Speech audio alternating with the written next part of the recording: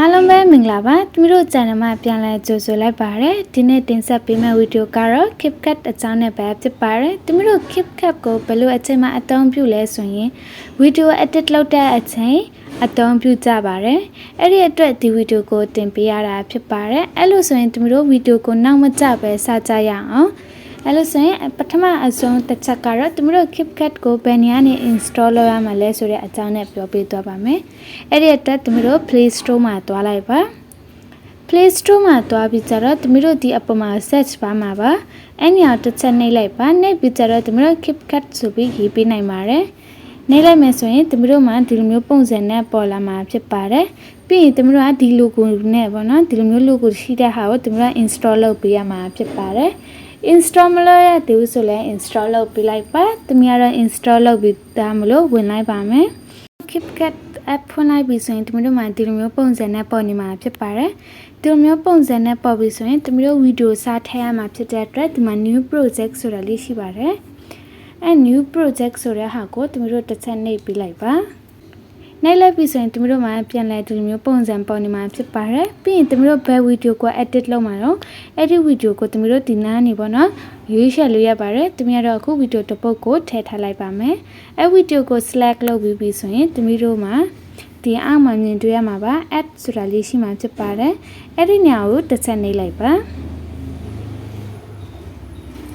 ါနှိပ်လိုက်ပြီဆိုရင်တမီးတို့မှာအဲ့ဗီဒီယိုကဒီမှာလာပါပြီမြင်တွေ့ရမှာဖြစ်ပါတယ်အဲ့ဗီဒီယိုကတော့တမီးတို့မှာလာပါပြီအဲ့လိုဆိုရင်တမီး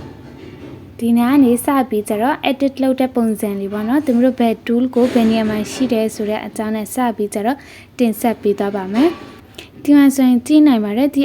ီတမီးတို့ဒီဗီဒီယိုဖွင့်လိုက်ပြီးဆိုရင်ဒီအရှိမပေါ့နော်မောင်နေတယ်ပေါ့နော်အဲ့လိုမောင်ပြီးကြမှာဒီဗီဒီယိုစပွင့်နေဒီမောင်နေတာကိုတမီးတို့မလို့ချင်ဘူးဆိုရင်ဘယ်လိုမျိုးဖြတ်နိုင်လဲဆိုတာကိုတမီးအရင်ဆုံးပြောပြသွားပါမယ်အဲ့ဒီအတွက်ဒီဗီဒီယိုကိုတစ်ခါ select လုပ်လိုက်ပါပြီးရင်တမီးတို့မှာဒီမှာပေါ့နော်ဒီမှာအဖြူအောင်လေးမြင်ရမှာဖြစ်ပါတယ်အဲ့ဒါကိုတမီးတို့ကဒီဖက်ဖြတ်ချင်တယ်ဆိုရင်ဒီဖက်ကိုတိုးပေးရမှာဖြစ်ပါတယ်တမီးတို့ကဒီဖက်နည်းနည်းလေးဖြတ်မှာဖြစ်တဲ့အတွက်တမီးတို့အဲ့ဒီအဖြူအောင်ကိုပေါ့နော်တမီးတို့ဒီဖက်ကိုဒီလိုလေးရွှေ့လိုက်ပါမယ်ဒီမှာပါဒီမှာတမီးတို့ခဏတော့အမဲအောင်မရှိတော့ပါဘူးအဲ့လိုမျိုးပုံစံနဲ့ကိုတမီးတို့ရွေးချယ်လို့ရပါတယ်ဒီအနောက်မှာဆိုလဲအဲ့လိုပါပဲတမီးတို့အနောက်ဆုံးသွားလိုက်ပါမယ်နော်ဒီမှာပေါ့နော်တမီးတို့ဒီအောင်မလို့ချင်ဆိုရင်ဒီအနောက်ကိုနှိပ်ပြီးကြတော့ဒီလိုမျိုးပုံစံနဲ့ဒီမှာဒီလိုပုံစံနဲ့တမီးတို့ဖြတ်နိုင်ပါတယ်ဒါကြတော့တမီးတို့အရှင်းနဲ့အနောက်ကိုဖြတ်တာပြောပြပါပြီအခုတမီးတို့တကယ်လို့ဒီအလဲအားပုံစံပေါ့နော်ဒါကိုတမီးတို့မလို့ချင်ဘူးတမီးတို့ဒါကိုဖြတ်ချင်တယ်ဘယ်လိုမျိုးဖြတ်ရမှာလဲဆိုတာကိုပြောပြသွားပါမယ်အဲ့ဒီအကြောင်းနဲ့မပြောခင်တမီးတို့ဗီဒီယိုပေါ့နော်ဒီမှာကြည့်နိုင်ပါတယ်ဒီနားနဲ့တမီးတို့နောက်ဆုံးတွားရှင်းဒီလိုပေါ့နော်အနောက်ကိုအရင်ဆုပ်ရပါတယ်အဲ့လိုမျိုးမဖြစ်ချင်တခါတည်းအချင်းချုပ်ပုံစံနဲ့ဖြစ်ချင်တယ်ဆိုရင်တမီးတို့ဘယ်လိုမျိုးလုပ်ရမှာလဲဆိုရင်ဘယ်နဲ့ညာဒီလိုလေးစုပလိုက်ပါဒီမှာပါတေးသွားမှာပါပုံစံကတေးသွားမှာပါဗီဒီယိုကတော့အဲ့လိုပါပဲဒါပေမဲ့သူကအရှည်မဖြစ်တော့ပါဘူးတမီးတို့ဘယ်နှစ်စက္ကန့်ရှိတော့ဆိုတော့လဲတခါတည်းသိနိုင်ပါတယ်โอเคအဲ့လောက်ပြီးပြီဆိုရင်တမီးတို့ဒီမှာပေါ့နော်ဒီအလဲကဗီဒီယိုကိုဘယ်လိုမျိုးဖြတ်ရမှာလဲဆိုတဲ့အကြောင်းနဲ့ပြောပြသွားပါမယ်အဲ့ဒီအတွက်တမီးတို့ဖြတ်မဲ့ဗီဒီယိုကိုအရင်ဆုံး select လုပ်လိုက်ပါ select လုပ်ပြီးပြီဆိုရင်ဒီအောက်မှာမြင်တွေ့ရမှာဖြစ်ပါတယ်ဒီပထမ tool ပေါ့နော်ဒီတစ်ခု tool ဒီမှာတမီးဝိုင်းပြီးပြထားပေးပါတယ်အဲ့ဒီဟာကိုတစ်ချက်နှိပ်လိုက်ပါတမီးတို့အဲ့ဒါကိုနှိပ်လိုက်မယ်ဆိုရင်ဒီမှာမြင်တွေ့ရမှာပါဒီမှာတမီးနည်းနည်း share ပြပြမယ်နော်ဒီမှာပထမတစ်ပိုက်ဒီမှာဒုတိယတစ်ပိုက်ပေါ့နော်ဒီမှာနှစ်ပိုက်ဖြစ်နေပါပြီတမီးတို့မလို့ချင်တဲ့ဟာကိုတစ်ခါဒီမှာဒီနားမလို့ချင်အမှထားလိုက်ပါပြီးရင်အဲတမီးတို့ပြမဲ့ဗီဒီယိုကိုတစ်ခါ select လုပ်လိုက်ပါပြီးရင်ခဏတော့အတိုင်းပါပဲတမီးတို့ဒါဝက်ပြန်နှိပ်ပြီးလို့ရပါတယ်နှိပ်ပြီးလိုက်ပါအဲ့လိုဆိုရင်ဒီဗီဒီယိုက3ပိုက်ဖြစ်သွားပါပြီဒီမှာတစ်ပိုက်နှစ်ပိုက်ဒီအရှိမတစ်ပိုက်ဆိုတော့သူက3ပိုက်ဖြစ်သွားပါပြီပြီးကိုမလို့ချင်တဲ့ဗီဒီယိုကိုတစ်ခါ select လုပ်လိုက်ပါပြီးရင်ဒီအောက်မှာ delete ဆိုပြီးရှိမှဖြစ်ပါတယ် delete ဆိုတဲ့ဟာကိုနှိပ်ပြီးလို့ရပါတယ်အဲ့လိုဆိုရင်ဒီမှာ delete ဖြစ်သွားပါပြီအဲ့ဗီဒီယိုမရှိတော့ပါဘူးအဲ့လိုမျိုးပုံစံနဲ့ဒီမျိုးဗီဒီယိုလေး edit လုပ်တဲ့အချိန်အဲ့လိုမျိုးပုံစံနဲ့ဒီမျိုး edit လုပ်လို့ရပါတယ် okayနောက်တစ်ချက်ကတော့တမီးတို့ပေါ့နော်ဒီဗီဒီယိုပုံစံကိုတမီးတို့ကနည်းနည်းပုံစံပြောင်းချင်တယ်ဘယ်လိုမျိုးပန်းမှာလဲပြီးရင် size ကတမီးတို့ဒီ size မလို့ချင်ဘူးနောက်တစ်ခု size ယူမယ်ဆိုဘယ်လိုမျိုးယူရမှာလဲအကြောင်းနဲ့ပြောပြသွားပါမယ် အဲ့ဒီအတွက်သမီးတို့ကဒီအောက်မှာ tool မျိုးစုံမြင်ရမှာဖြစ်ပါတယ်မြင်တွေ့ရမှာပါဒီမှာ tool မျိုးစုံရှိပါတယ်အဲ့ဒီ tool ထဲမှာသမီးတို့ကဒီမှာသမီးဝိုင်းပြီးပြထားပေးပါတယ်အဲ့ဒီနေရာကိုတစ်ချက်နှိပ်ကြည့်လိုက်ပါ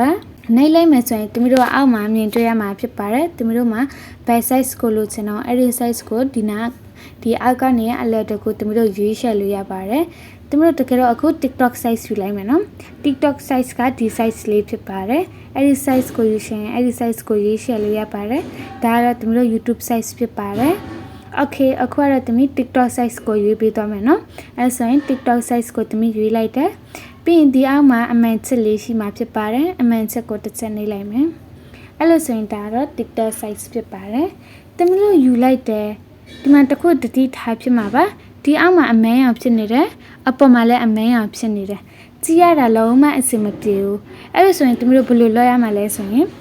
ဒီဗီဒီယိုကိုပဲသမီးတို့အကြည့်လောက်လဲရတယ်မဟုတ်ရင်နောက်တစ်ခုပုံစံနဲ့လုပ်လို့ရပါတယ် step နှစ်ခုရှိပါတယ်အခုကတော့သမီးပထမ step ကိုတစ်ခုပြောပြသွားပါမယ်နော်အဲ့လိုဆိုရင်သမီးတို့အရင်ဆုံးဒီဗီဒီယိုကိုသမီးတို့အကြည့်လောက်သွားပါမယ်အဲ့ဒီအတွက်ဒီဗီဒီယိုကိုတစ်ခါနှိပ်လိုက်ပါ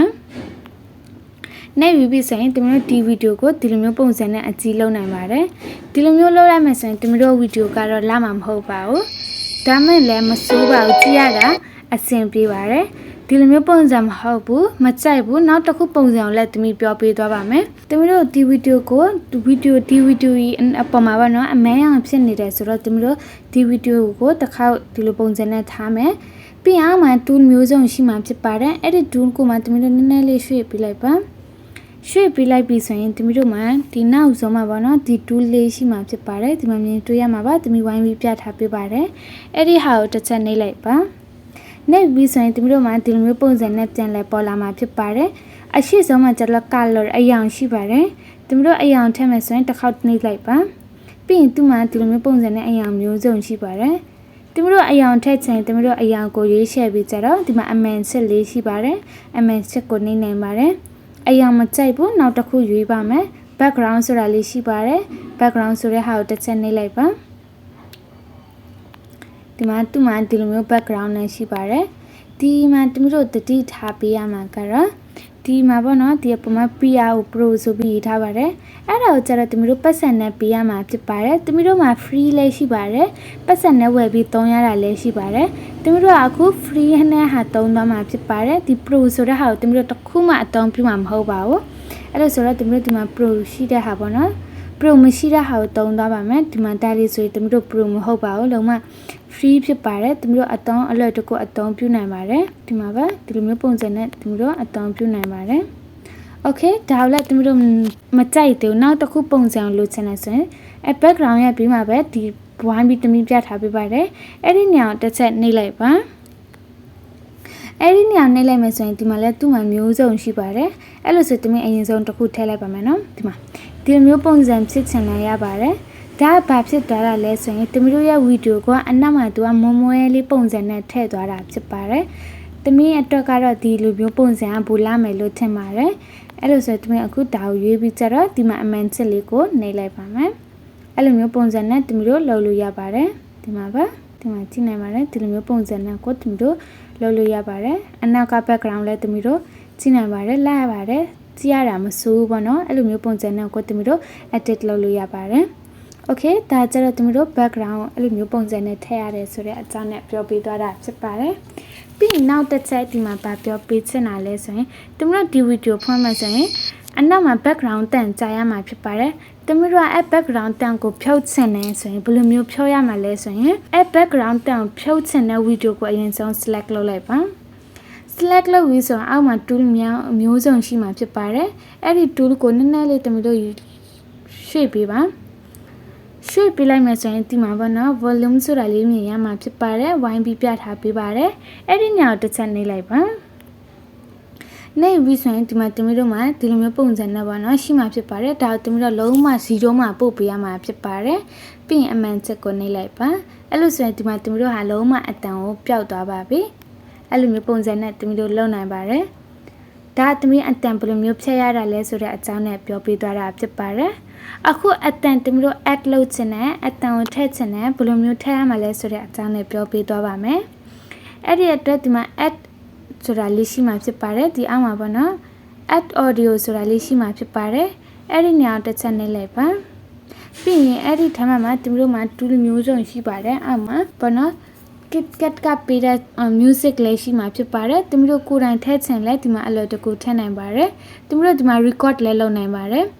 effect လဲသူတို့အလွယ်တကူထည့်နိုင်ပါတယ်ပြီးရင် copyright ရှိမရှိဆိုတာကိုလဲသူကတစ်ခါတည်း check လုပ်ပြီးပါတယ်နော်အဲ့လိုဆိုသူတို့အရင်ဆုံးအတန်ထည့်သွားမယ်အဲ့လိုဆိုပထမဦးဆုံးတစ်ခုပေါ့နော် sound ဆိုတဲ့ဟာကိုသူနှိပ်လိုက်မယ်နှိပ်ပြီးဆိုရင်သူတို့မှာဒီလိုမျိုးပုံစံနဲ့ပေါ်လာမှာဖြစ်ပါတယ်ဒီမှာဆိုရင်ဒါဆိုရင်သူရဲ့အတောင်းသူတို့အတောင်းပြုနိုင်ပါတယ်ဒါတော့သူပေးထားတာဖြစ်ပါတယ်ပေါ့နော်သူတို့အတောင်းပြုချင်ရင်ဒီနားကိုနှိပ်ပြီးကြတော့အတောင်းပြုလဲရပါတယ်မဟုတ်ရင်ဒီမှာသူတို့ဒီအပေါ်မှာ search လုပ်လဲရပါတယ်ပြီးရင်ဒီမှာသူတို့ရဲ့ဖုန်းမှန်ရှိတဲ့ဟာကိုထည့်ချင်တယ်ဆိုရင်ဒီမှာသူတို့ box လေးနဲ့ပြထားပေးပါတယ်အဲ့ဒီနေရာကိုတစ်ချက်နှိပ်ပြီးကြတော့သူတို့ဒီနေရာကိုနှိပ်လိုက်ပြီးဒီနေရာကိုနှိပ်လိုက်ပြီးဆိုရင်သူတို့မှဒီလိုမျိုးပုံစံနဲ့ပြန်ကြားလာမှာဖြစ်ပါတယ်ဒီလိုမျိုးပုံစံနဲ့ကြားလာပြီးဆိုရင်သူတို့ကဒီနေရာကိုရွေးပေးရမှာဖြစ်ပါတယ်အဲ့ဒီနေရာကိုရွေးပြီးကြတော့သူတို့မှရှိတဲ့ file ပေါ့နော်ဘယ် file ကိုထည့်ချင်တော့ဘယ် music ကိုထည့်ချင်တော့သူတို့ဒီနားနေအလွယ်တကူထည့်နိုင်ပါတယ် okay အဲ့လိုဆိုသူတို့အခုဒီဟာကိုထည့်မယ် okay plus ဆိုပြီးကြတော့သူနှိပ်လိုက်ပါမယ်ပြီးရင်ဒီအောက်မှာမြင်တွေ့ရမှာဖြစ်ပါတယ်သူတို့ music တန်လာပါပြီသူတို့အဲ့လိုမျိုးပုံစံနဲ့လောက်ပြီးလို့ရပါတယ်အဲ့လိုပုံစံနဲ့သူတို့ပေါ့နော် music ကို add လုပ်ချင်အဲ့လိုမျိုးပုံစံနဲ့ add လုပ်လို့ရပါတယ် okay အဲ့လိုဆိုရင်သူတို့ဒီ background music အတောင်ကိုသူတို့ခဏဖြုတ်ထားလိုက်ပါမယ် okay ပြီးရင်သူတို့ဘာလုပ်လို့ရသည်လဲဆိုရင်သူတို့မှာ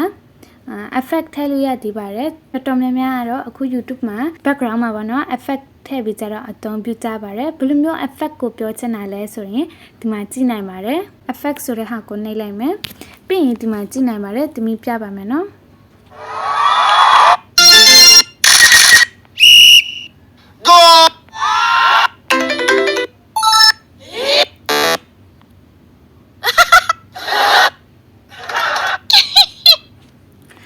မျိုး effect ကိုသူတို့ဒီနားနေပေါ့နော်အလက်တကူအတောင်းပြုလို့ရပါတယ်ဘာမှခက်ခဲစရာဆိုတာဘာမှမရှိပါဘူးကိုကြိုက်တဲ့ဟာကိုဒီမှာရွေးချယ်လို့ရပါတယ်တကယ်လို့ရှာရတာအစိမ့်မပြေဘူးဆိုရင်သူတို့ဒီအပေါ်မှာ search လုပ်လဲရပါတယ်သူက search ပါလဲပေးထားပါတယ်အဲ့ဒီအတွက်ဒီမှာဘာမှစိတ်ပူစရာတော့ဘာမှမရှိဘူးပေါ့နော်ဒီမှာအပေါ်မှာ search လုပ်လဲရပါတယ်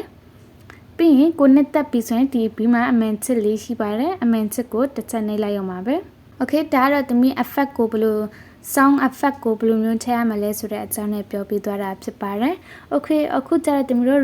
record ဘယ်လိုလုပ်မလဲဆိုတဲ့အကြောင်းနဲ့ပြောပြသွားပါမယ်အဲ့ဒီအတွက် record ဆိုတဲ့နေရာကိုတစ်ချက်နှိပ်လိုက်ပါ